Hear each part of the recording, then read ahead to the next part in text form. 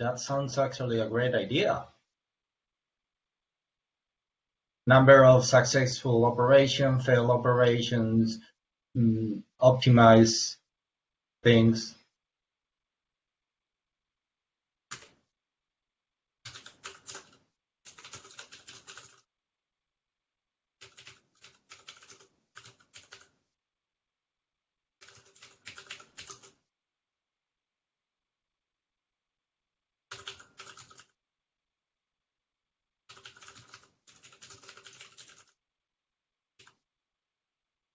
Okay. So I was just wanted to check if there was something obvious I was missing. That would be a way to do this, but I guess just look at the logs.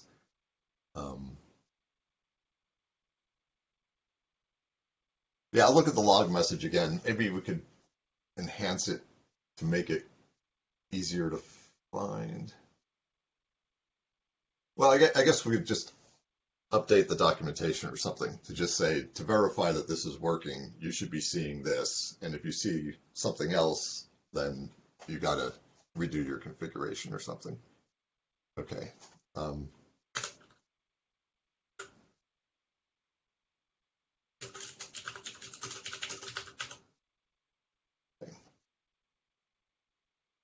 Yeah, okay. So I can verify that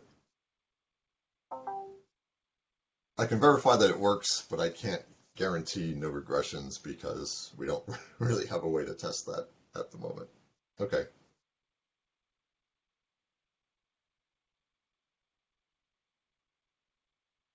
All right. Any other patches that anybody has that have been sitting that you would like to bring to our attention while we're all gathered here?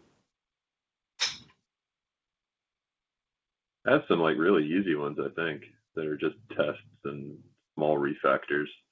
And I owe you some reviews on type checking, which maybe I don't want to promise that I'll do it over the weekend. So I won't. All right, but that's on my list.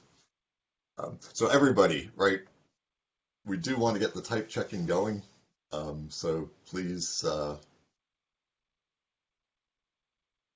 review. Okay. But Eric, you were going to say something. Sorry, I interrupted. Oh, I was just going to say, if you want patches to review, I have a couple that are like very small, easy to review patches that have just been lingering.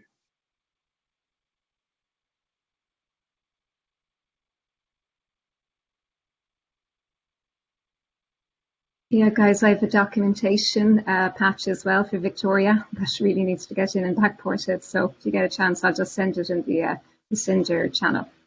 Okay. I appreciate it.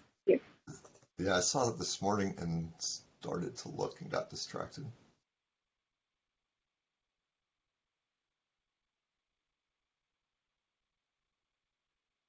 But Eric, yeah, if you could just slap them in the Etherpad.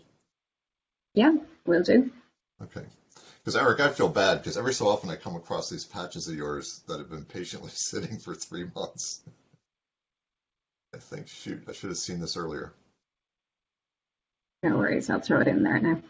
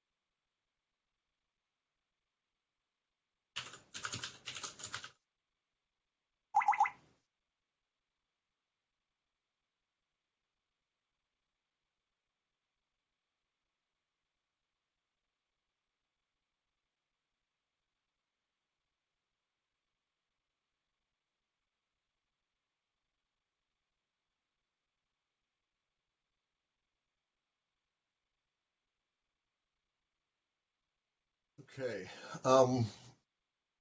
All right, so next item is just team roles in business. So I just wanted to do a quick review of the different kinds of roles. So part of this is just to help out in PTL maintenance for the next person who has to do this. So we've got the groups in Garrett that control what you can do as far as approving stuff. We also have some weird stuff in Launchpad because that's how the security group is organized. So anyway, so in Launchpad, there's a Cinder team. And yeah, I don't know exactly what that does, but you can join it and you're in there. So people, sign up. There's also the Cinder bug team. I think the Cinder team, the way we have Launchpad configured, it doesn't actually really do much of anything. Yeah, that was my impression because But people like being in it anyway. Yeah, and I encourage everyone to join because it looks nice that we've got a vibrant community of Cinder participants. But you don't actually have to be in it. But I think in order to change status on bugs, you do need to be on the Cinder bug team. And that's something you can do by yourself. You just, I believe you don't get approved. I think you just nominate yourself. And then every so often, Launchpad sends me an email saying my membership in the bug team is about to expire, and I just renew it.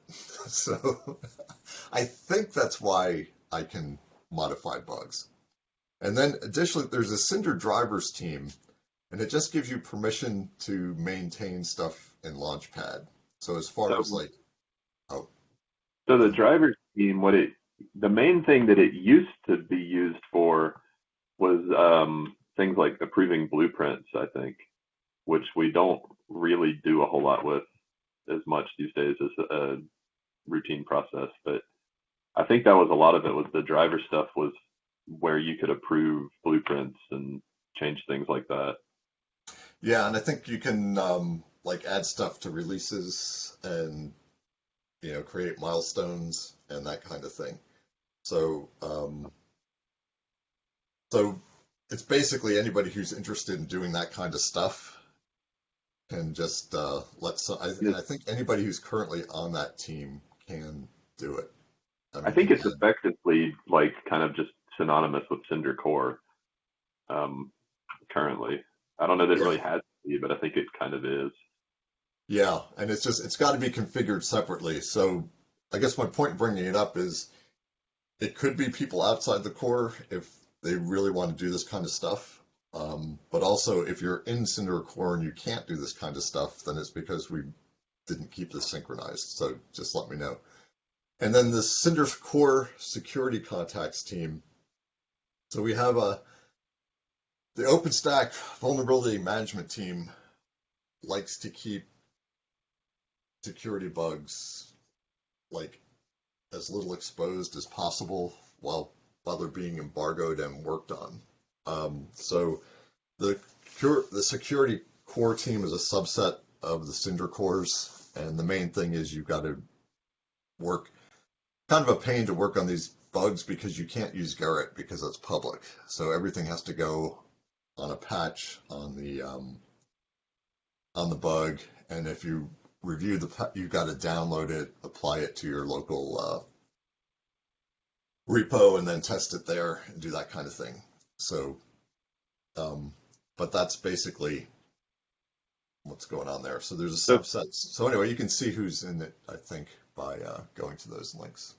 Yeah. Fortunately, we have a sufficiently small number of CVEs in Cinder that this is not relevant all that often. I mean, it's like 1 or 2 a year, maybe. So it fortunately come up that much. Yeah, that's true, and we've got good coverage time zone wise, so I think we're okay there.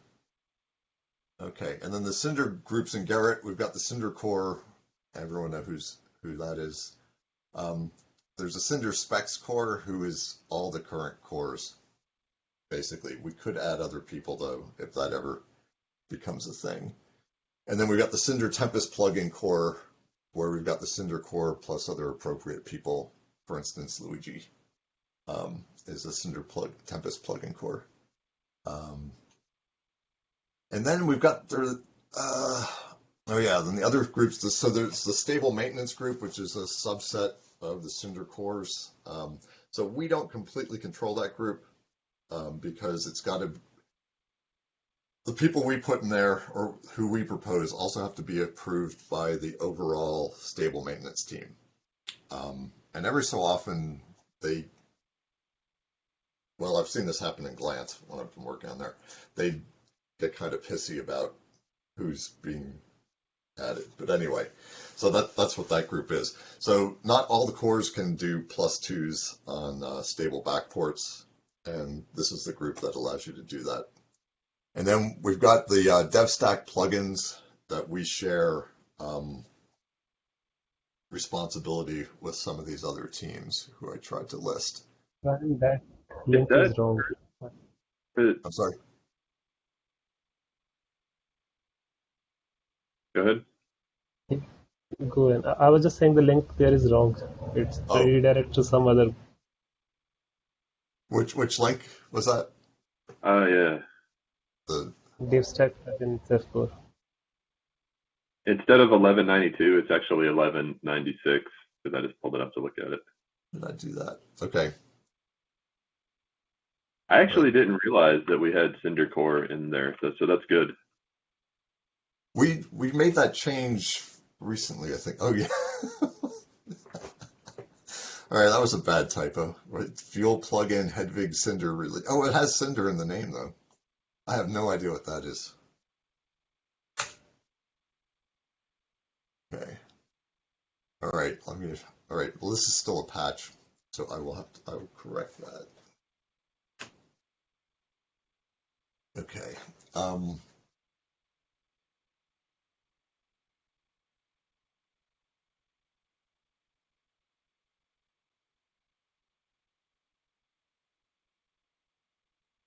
All right, then there's some groups at the bottom. I had checked at some point, but I don't think these actually do anything. So they're Garrett groups, but I think they're holdovers from earlier workflows in OpenStack that have since been subsumed.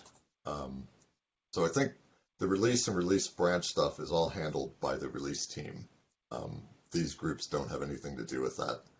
And the Cinder CI and Milestone, it was a similar kind of thing. So I'll double check and then ask, these groups aren't needed for anything anymore. I'll ask Jeremy to get rid of them.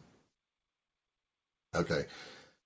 And then there's just a thing at the bottom there, just how to manage it. So what the actual connection between any of these groups and what they can do is set in Garrett in the project config. And so that's what makes the actual connection between membership in a particular Garrett group and being able to do stuff. So, all right. So I don't know why I wanted to do that, but anyway, okay. So I do need people to review this, and thank you for catching that. So I'll put up a new patch with the correct group number. Okay, I lost my pad. Okay. So anyway, so that's so those are roles that we've been having. What I would like to do is, right, hopefully there'll be lots of volunteers for this. But I want to propose a few things. So basically with the current way the bugs are triaged is people just notice that somebody's filed a bug and then look it over and do something. I've been noticing that Neutron has like a formal bug deputy who makes a report each week. So you don't have to make a report each week, but it would be kind of cool if there was somebody who actually was looking at the bugs that had come in each week. And if you can triage them as you look, some are simple and you can do that. Others may be more complicated, but then you could bring them up at the Cinder meeting, and then you'd have a wider audience who could help triage. So that would be a worthwhile thing. We do a lot of releases, so if somebody's interested in taking that on, it's just basically, I can walk you through it. It's basically an easy thing. And as I'm explaining to you what you need to do, I can write up documentation about the task. But basically what you got to do is make sure stuff's being merged into the stable branches, and then at various points when it makes sense, just propose releases. And it's just, you just use Gerrit, you propose to the OpenStack releases, and it's just, you know, you can monthly do a check and see what needs to happen. I think it would be good if we had a particular Cinder person who acted as a liaison with the third-party CI people.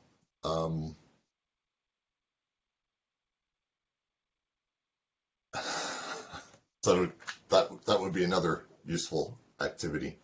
What I'm looking at is OpenStack's going into a distributed organization model or a distributed leadership model because some groups either don't want to or don't have PTLs.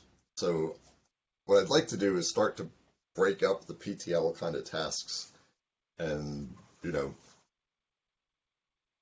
give people an opportunity to take some of the stuff over if they'd like to. So if you're interested in any of this, so here are a couple of things. If you're interested in becoming PTL of Cinder at some point, you will have to do all this stuff eventually. So taking on one of these now will help ease you into that role. Or you don't have to become PTL. These are very useful things to do. And you can do that. Now, what I'd like to do short term is we've got two things going on that we really should accomplish during this cycle that have been sort of technical debt that's piling up. So one is the v2 API removal. So it's been deprecated since before I started working on Cinder, but we have not actually removed it. So Sean has a list somewhere of things that have to happen before we can do it, or you can make up your own list. But it would be good to have a person. So I'm not saying somebody has to remove the whole v2 API by themselves, because there's some issues there having to do with, well, exactly how this happens. I mean, so basically what we want to do is remove the user-facing, end-user-facing, no, I guess just user in general. The user-facing API we want to remove, so then that's not there. So that's going to impact, we need to double check, and I'm pretty sure Tempest is using only the v3 API at this point. DevStack is set up to only use the v3. Well, DevStack may have an option, but I'm pretty sure the default is to only use v3 API. So we need to check. I'm sorry. We need to check not only DevStack, but we need to check Nova's, Glance, Gates, Horizon Gates, maybe a few other projects like detach, Heat, because some of them were affected with API v1 removal in the past. Okay. I remember it because I did it and I broke all the gates for a few days. Okay. All right. So yeah, so we want to check before we break. Okay, so that's good. All right, so Nova, Glance, Horizon, Heat. We just need to verify they're using the v3 API. I'm pretty sure DevStack default.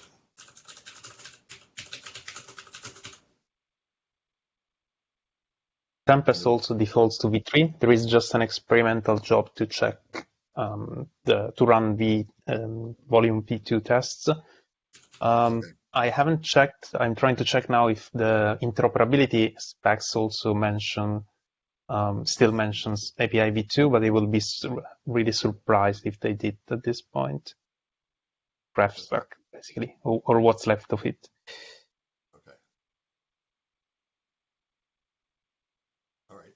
So we'll need to get the user-facing API gone. Now, some of our the v3 classes, a lot of them use v2 classes to do things. So I think short term that's fine. Eventually, we probably want to refactor that stuff, but it's not. I see this as a two-phase thing. The first is to just stop supporting the v2 API, and then we can figure out later exactly how to smooth the transition and get the v2 stuff out of the code. If that's appropriate to do. It may make sense to keep it there or rename it. I don't know. But I guess that what I'm suggesting here is that it would be good to. So I've sort of in the past I've just been mentioning this as something that needs to happen, and it hasn't. So it would be good. So what I'm seeing is whoever wants to take this on, you don't have to do all the work, but it would be good to just, if we have a weekly reminder at the Cinder meeting, that's, patches are up that need to be reviewed, then that's helpful. So, and then Lumbic migration. So SQL Alchemy Migrate is deprecated and on the way out. Stephen Finucane is doing this for Nova and Glance. So I guess with Glance has already moved to Alembic. There's just some residual stuff that he's got to remove. So I'm thinking of doing this one, and then I can work with Stephen. But if somebody's really interested in the database backend stuff, I don't want to get in your way. Or if you want to help out in this effort, that's fine too. So for any of these things, you don't have to do everything by yourself, but it would be nice to have a particular person in Cinder who's looking after this stuff so that, it doesn't slip. One more question about APIs. Sure. Yeah. Am I right that we are going to remove API v2 only from Cinder now, and we'll leave Cinder client with API to support for one release more or something like it?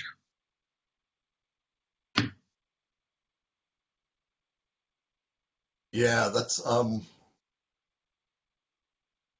what we did in Glance when we removed v1 is the client supported using the older version for a couple of cycles. And we handled the testing by just testing it against the stable branch. That was the last one that had the API.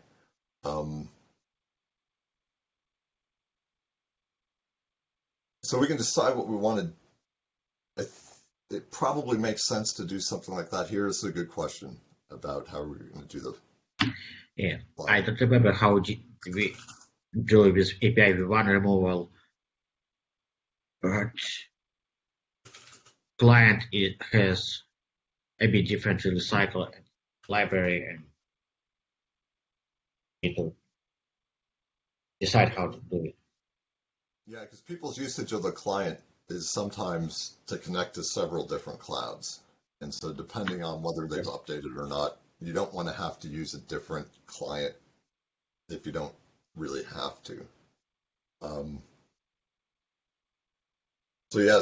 So we need to do some thought about that, whether we want to just support for like 2 cycles or what.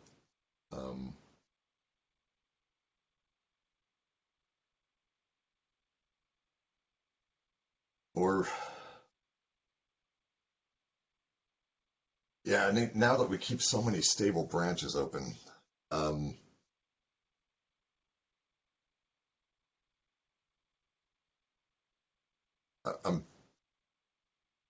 we could say as long as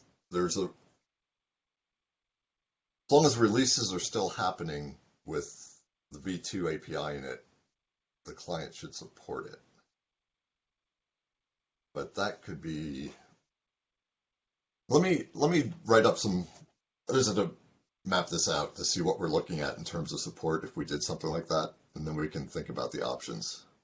So I'll take action to bring this to the Cinder meeting.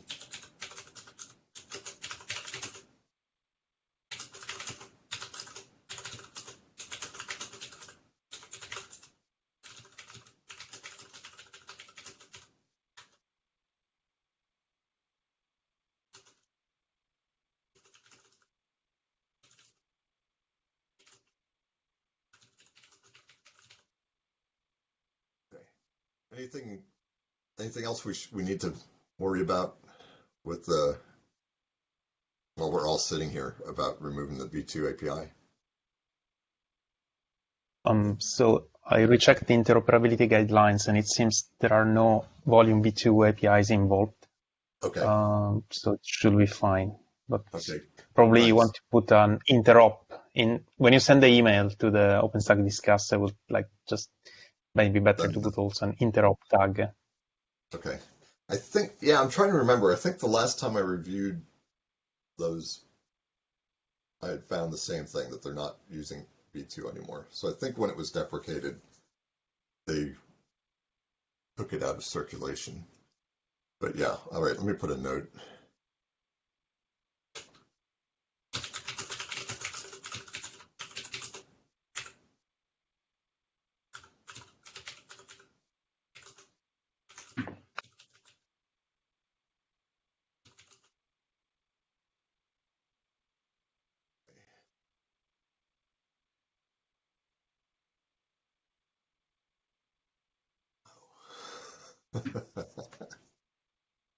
Right, the OpenStack client, okay.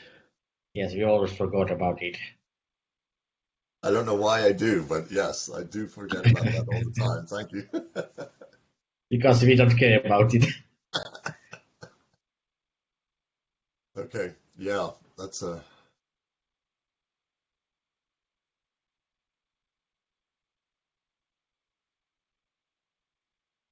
Okay. All right, so anyone who wants to take on these roles, please let me know.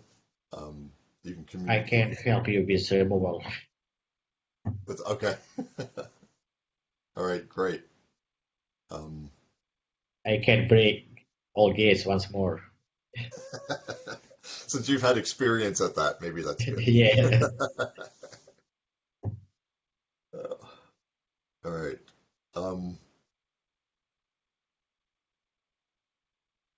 All right, we're down for 20 minutes. Oh, yeah, people who came in late, there's two places you can give feedback about the PTG.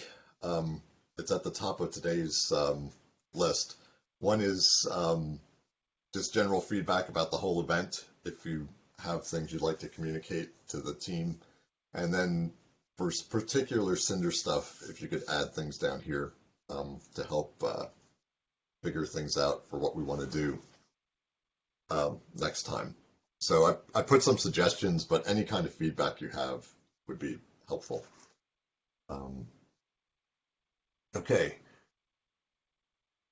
All right, so we got some reviews up there that are easy, so please take a look at those today if you get a chance. All right, then the late topics, it looks like Lee put a note that he's bringing up the idempotent initialized connection flag with the Nova team.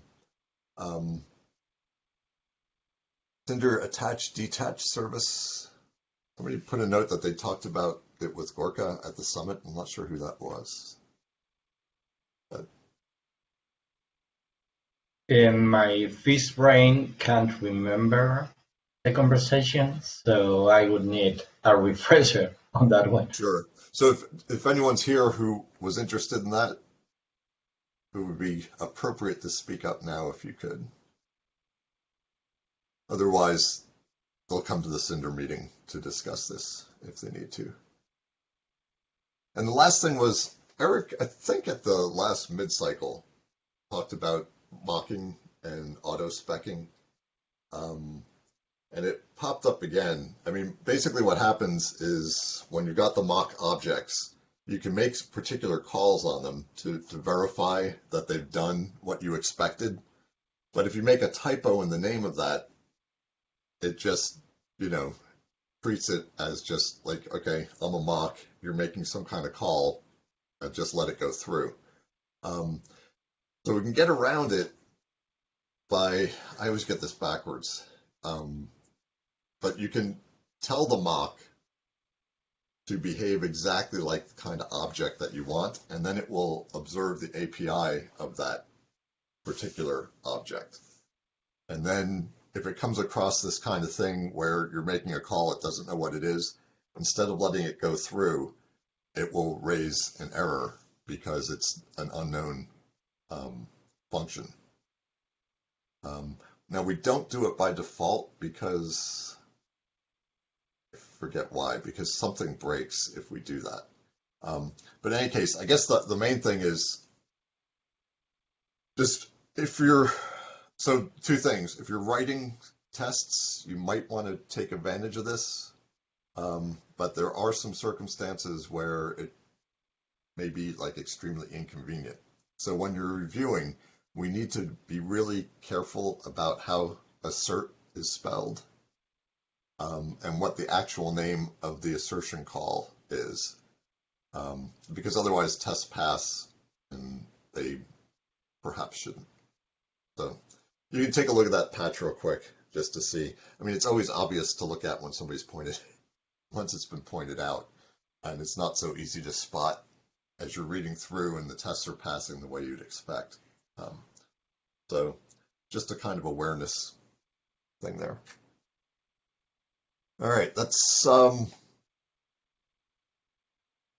it from me. Anybody have anything they'd like to discuss or take advantage of now that we've got everybody here?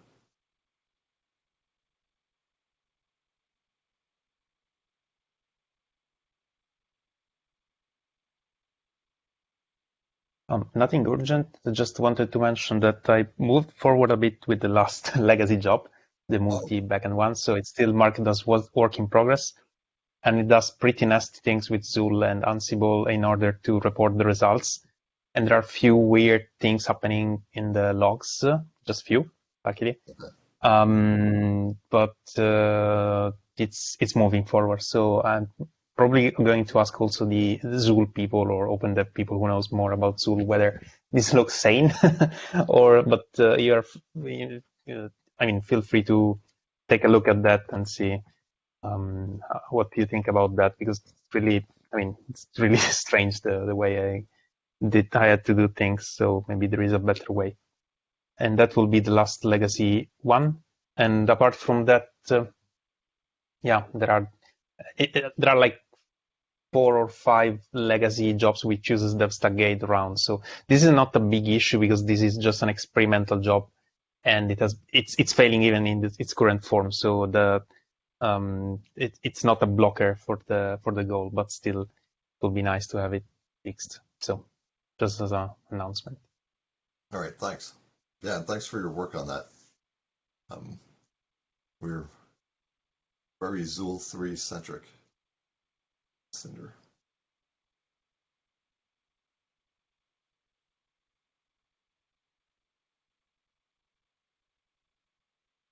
All right, and Luigi posted the link in the chat if you want to take a look.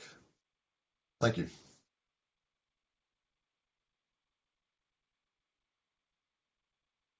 Okay, well, if nobody has business, I'll stop the recording. Oh. Brian, I had a topic in the last PTG, I guess. It was regarding in the attachments API, the get call, we were exposing some connection information that we shouldn't be. Right. So one patch was regarding the host parameter, which we showed to non-admins that we fixed. But there was another patch in the attachment get, like we don't have any policy to guard the attachment get API. So I proposed this patch, and I forgot if there was any pending discussion on it, but I just saw that it was So if we want to discuss.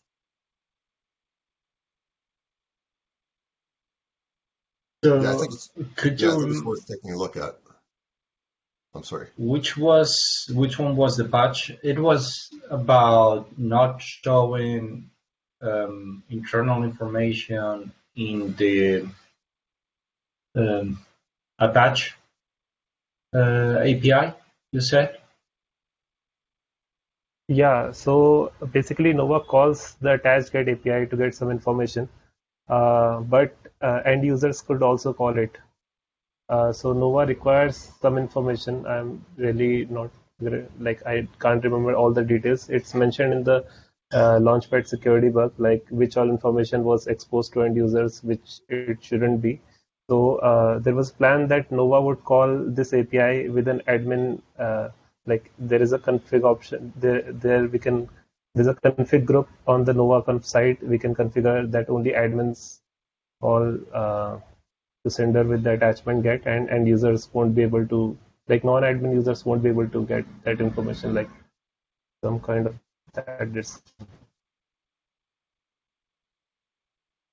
Well, I think this could present problems for other deployments. For example, if for Kubernetes on OpenStack, this could be a problem if they don't have that information. Because right now, the idea is that you can have different Kubernetes deployments as a normal user. You don't have to be an admin to actually be able to leverage your Cinder volumes into Kubernetes inside. If we start removing information, the Cinder CSI will not be able to confirm if there is an attachment to the host, right? So I think it's tricky, that balance of we don't want to expose internal information to users, but we need to expose it in some cases. I don't know a solution. I'm only complaining.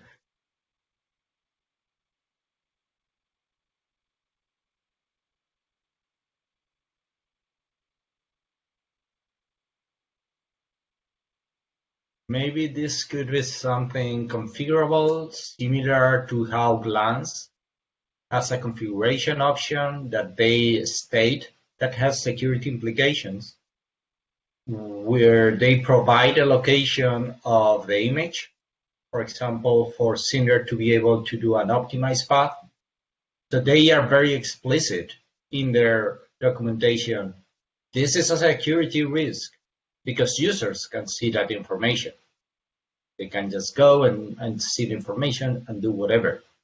But if a deployer wants to go through that risk, they can do it. Maybe we can do something similar in for Kubernetes on OpenStack. We allow it. I'm thinking because it could be good not to break in other existing uses. Yeah, so one more thing, there is currently no policy for attachment get. So my patch proposes it to be admin only, but can we propose it to be admin or owner? Like that would keep the compatibility as there is.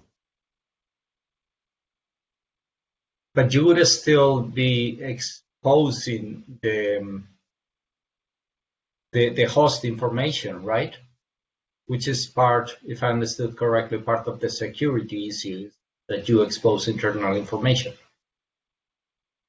Yes, right. But like at least we could restrict it to some users, like only admin and owners. Like I was just thinking. Oh, and yeah, and we could always, yeah, sounds good. Sounds good. So the policy would be there. So if you wanted to close this off, you could, but it wouldn't break anything in the default configuration. But it's Yeah, and if you configure Nova to use an admin user and you're not running Kubernetes on top, or you don't allow running Kubernetes on top, it could be fine. Yeah, you could just say only admin can check this information.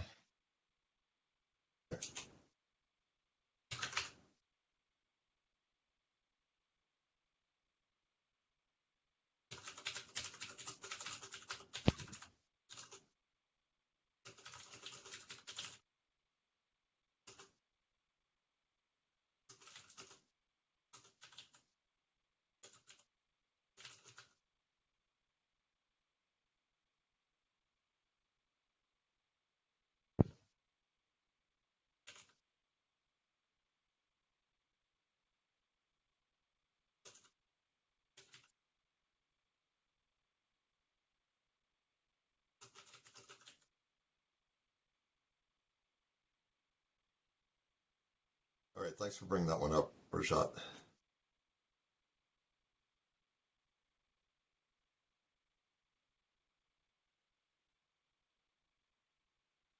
Anything else anybody's got in their minds? Okay, well, it's been productive 4 days, I think. So it looks, just giving a quick summary. Just one thing. Yes, go ahead. Yep, I just checked the code from Rajat, the attachment. Okay. And I think this could, the code is probably fine. And the good thing is that with the policy to, maybe we could do two policies. One, just to allow, let's say, well, the get attachment, like general information, and another to get. So let's see, the Kubernetes on OpenStack probably only needs to get the host, not the connection info. So because they don't need to do the connection is getting done by Noah. So maybe they only need to know if it's already attached or things like that. I'm not sure. I would have I will double check the Cinder CSI code and make sure. Yeah, before, and then I'll review these to confirm that everything is in sync. Sorry.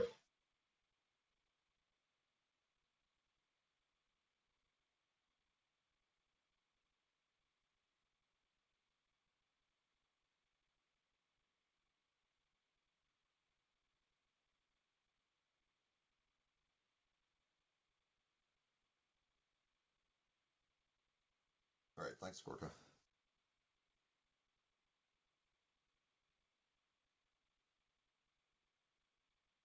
All right, so thinking back over the last 4 days, it looks like there's no real major